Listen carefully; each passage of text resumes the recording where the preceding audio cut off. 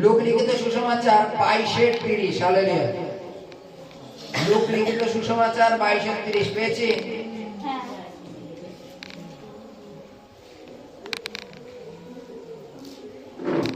Hallelujah.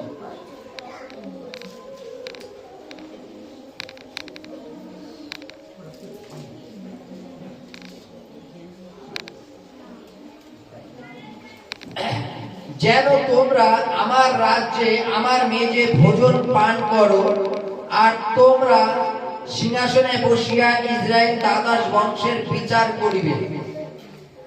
শিমন শিমন, দেখো কমের ন্যায় চলিবার জন্য শয়তান তোমাদিগকে আপনার বলিয়া চাইয়াছে, কিন্তু আমি তোমার নিমিত্তে বিনতি করিতেছি যেন তোমার বিশ্বাসের লোপ না হয়, আর তুমিও একবার ফিরিলে পর তোমার ভাতৃগণকে সুস্থির করিও। হালেলুয়া। হালেলুয়া। বাইবেলের কাছে ইসরায়েলের 12 জাতিকে বিচার, তাই তো নাকি? ইসরায়েল কটা জাতি ছিল? হালেলুয়া। 12 জাতি ছিল তো। বাইবেলে লেখা আছে আব্রাহামের পুত্র ইসাক, ইসাকের পুত্র এসও আর যাকব। কিন্তু এসও ওখানে স্টপ করে দিয়ে যাকবের বংশটাকে আগে নিয়ে গেছে, আমরা জানি, তাই তো? যাকবের 12টা পুত্র ছিল, ইসরায়েলের 12 গোষ্ঠীর নাম, জানি তো? যাকবের 12 পুত্র ছিল, আর 12 পুত্র ইসরায়েলের 12 জাতির নাম, 12 গোষ্ঠীর নাম। বাইবেলে যীশু খ্রিস্ট লাইনটা যদি খুব ভালো করে পড়ো, একটুখানি আগের থেকে যদি পড়ো, ওখানে লেখা আছে যীশু খ্রিস্ট পিতাকে বলছে, যীশু খ্রিস্ট যে পিতা তুমি আমাকে বেছে নিয়েছো তোমার রাজ্যের জন্য ব্যবহার করছো, সব ঠিক আছে। এবার শিষ্যদের জন্য যীশু খ্রিস্ট শিষ্যদের জন্য বলছে যে আমিও তোমাদের বেছে নিয়েছি এবং তোমাদের আমার রাজ্যে আনয়ন করব। আমার রাজ্য মানে স্বয়ং যীশু খ্রিস্টের সাথে আনয়ন করিবে। বলছে আমার রাজ্যে আনয়ন করব, আর তোমরা সিংহাসনে বসে ইসরায়েলের 12 গোষ্ঠীকে বিচার করবে। ইসরায়েলের 12 গোষ্ঠী, 12 জাতিকে তোমরা বিচার করবে। তাহলে কি ইসরায়েল জাতিকে কি ঈশ্বর বিচার করবেন না? সে বিচারের দায়িত্ব কি তিনি আমাদের দিয়ে সেই যীশু খ্রিস্টের 12 জন শিষ্যকে দিয়ে দিল? হালেলুয়া। ইসরায়েলের যে 12 গোষ্ঠী, 12 জাতি, সেই 12 জাতির বিচার কে করবে? ঈশ্বর করবে না এই 12 জন শিষ্য করবে? হালেলুয়া। তাহলে কেন বলছে তোমরা সিংহাসনে বসে ইসরায়েলের 12 গোষ্ঠীর বিচার করবে? হালেলুয়া। বর্তমান জগতে আমরা অন্যের পাপ ধরতে পারি, কেন জানো? আমরা তার থেকে বেরিয়ে আসছি তার জন্য, তাই তো নাকি?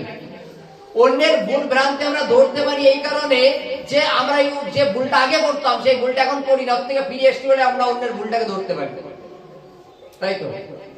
স্কুলের মাস্টার, স্কুলের যিনি টিচার হন, তিনি আমাদের প্রতিনিয়ত পড়া কখন ধরতে পারেন জানো? কেননা তার এই বিষয়ে অভিজ্ঞতা আছে। তাই তুমি কোন লাইন পড়তে পড়তে যখন করে ভুল করলে সে যখন বলে দাঁড় করানোর পরে তুমি আমার লাইনটাকে তোমাকে শুধরে দেবে, কেন? সেই বিষয়টার উপরে জানে। তাই তদ্রূপ ইসরায়েলের 12 গোষ্ঠীর বিচার করার দায়িত্ব কাকে দিয়েছে? 12 জন শিষ্যকে। এবার প্রসঙ্গ হচ্ছে এই 12 জন শিষ্যকে কেন বিচারের দায়িত্ব দিচ্ছে? হালেলুয়া। বিচার কি ইসরায়েল শুধু 12 গোষ্ঠী করবে?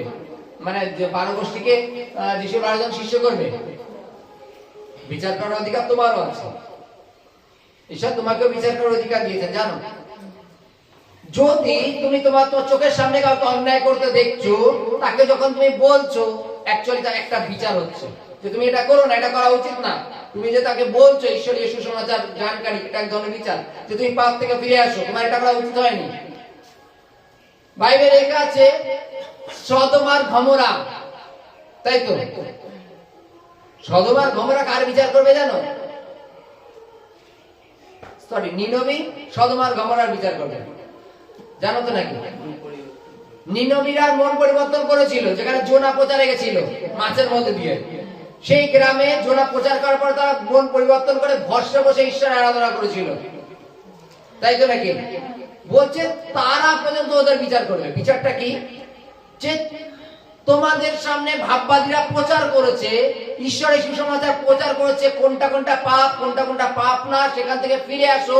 এত কিছু জানা সত্ত্বেও তোমরা কেন পাপ করেছো? হালেলুয়া।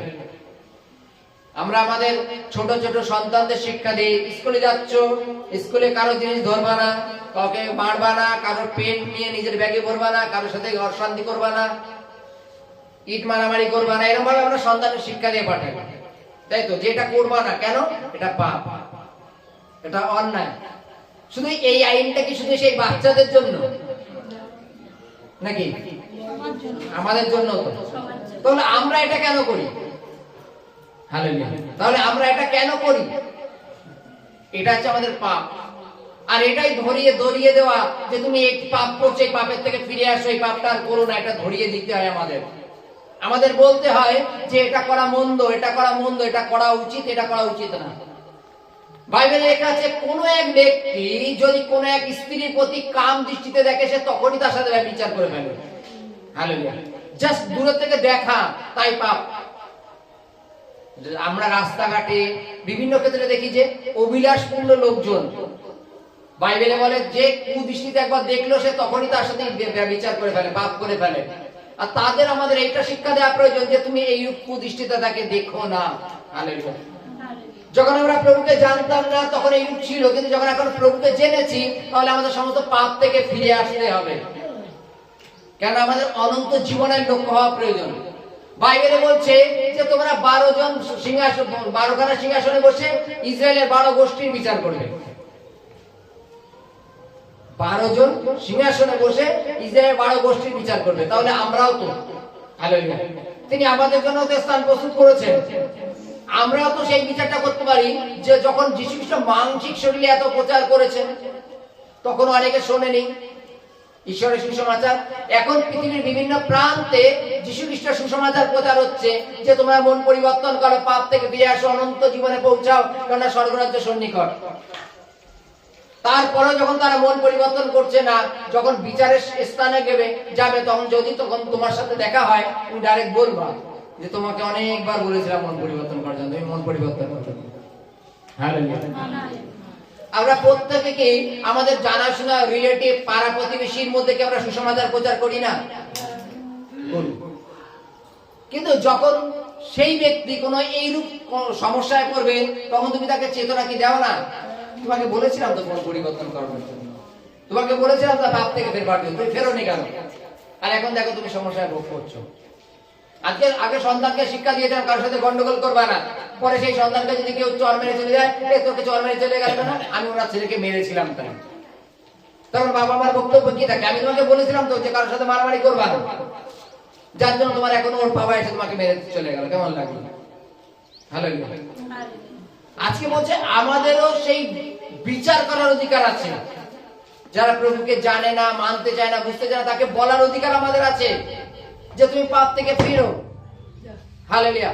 তুমি পাপ থেকে ফেরো আর ঈশ্বর তোমার জীবনে আরো কৃপা করবে। আমেন।